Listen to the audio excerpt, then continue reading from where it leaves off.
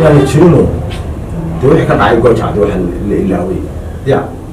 صار الروح وجيت به التمر ما أنت يعني كهرنا يعني تشيل مرة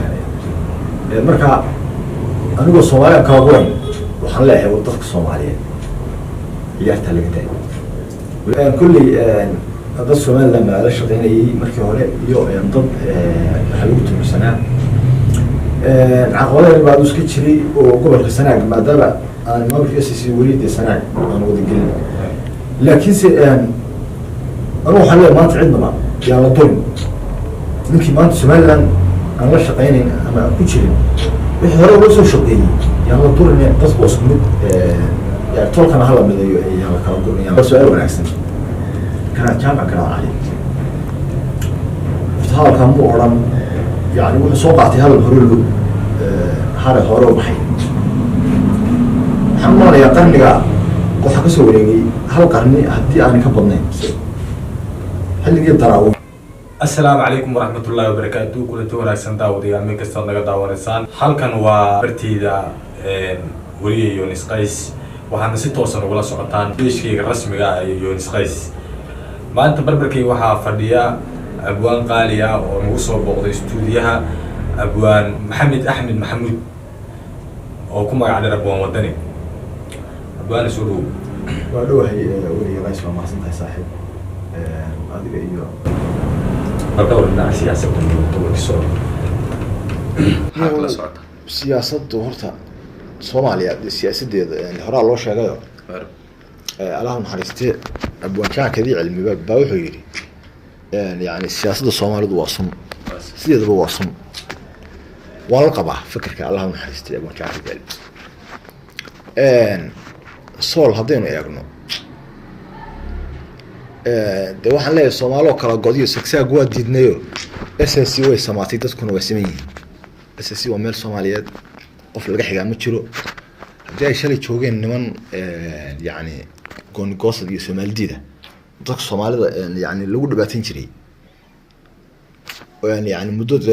yani dhowr iyo 10 sano intii uu joogay maamulka hadii Soomaalidka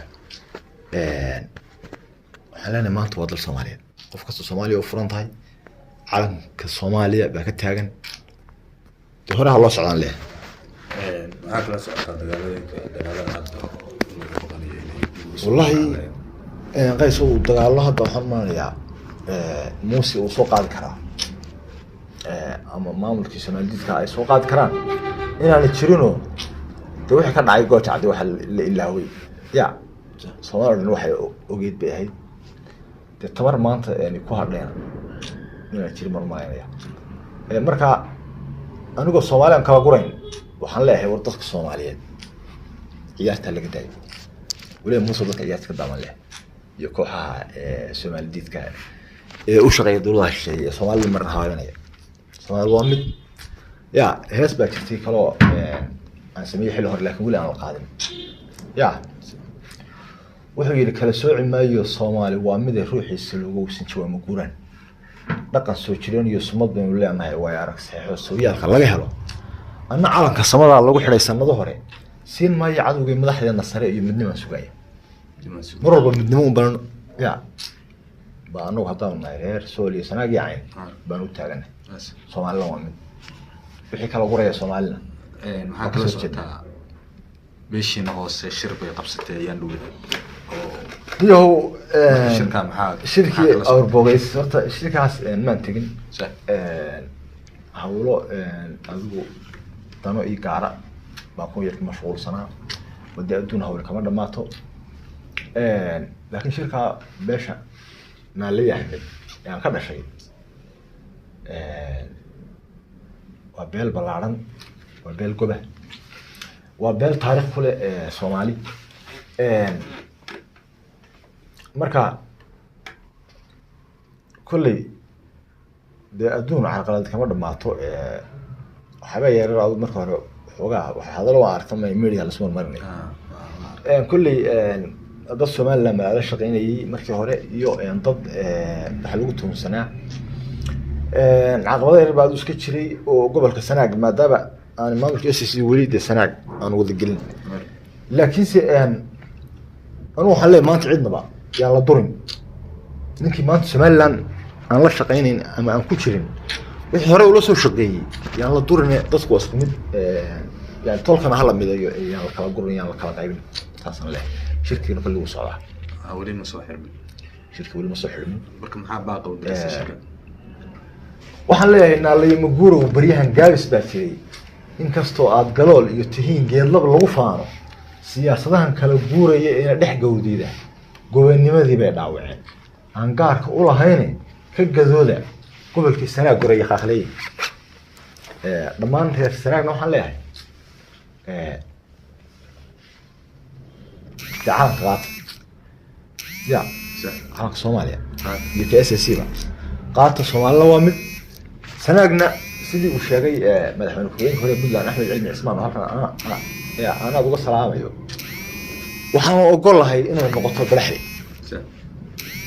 إنه عندنا دولنا كمان هنا طبعا هي الأساسي عندنا وير كمان هنا لكن ما ملك الصومال جيت كان حراء وضان وحرضوا قاعنا يوم معهم markaas sidii uu sheegay Ahmed baan ku raacsanahay de goocha cade yani ergaabo ka jilicsan ma leh ya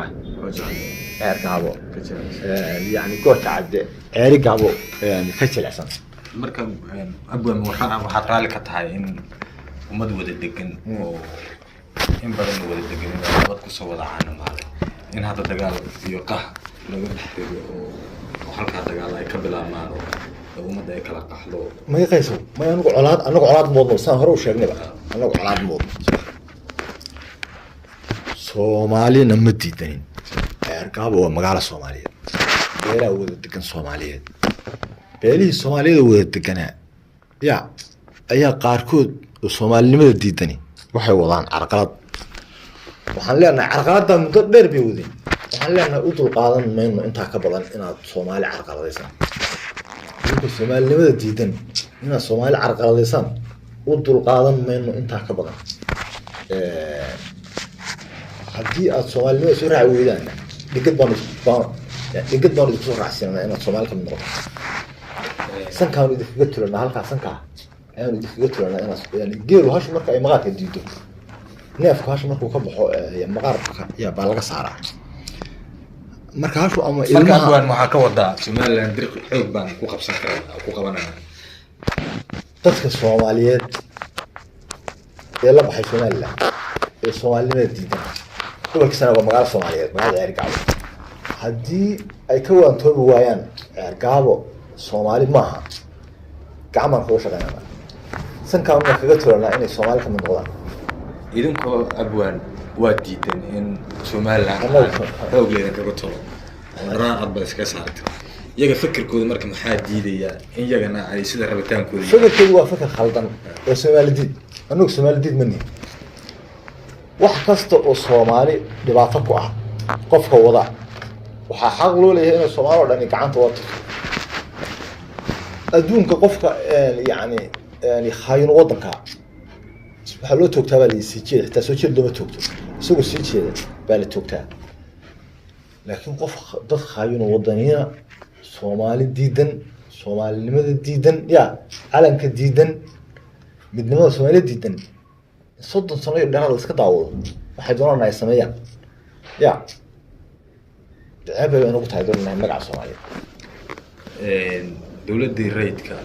Maxamed Siyaad Barre gobolada waqooyi dagaal buu ku qaaday waagii Soomaali diiday taas waa fikirkaaga laakiin arrimo jira siyaasad awgeed dagaal baa lagu qaaday goboladaasi dad badan waa ay ku dhinteen say doonaan baa u dhinteen sida la sheegay soo marka maxay ka kala duwan yihiin hadda hadii la dhaho Soomaaliland dagaal baa lagu qaaday xoogga Soomaaliya lagu soo daraya in dawladda kale taliska ahayd rayidka ahaydna hadda kooriyana taas isku deeday laakiin ay sida si lamid ah ka waran wadana lagu guul daraysto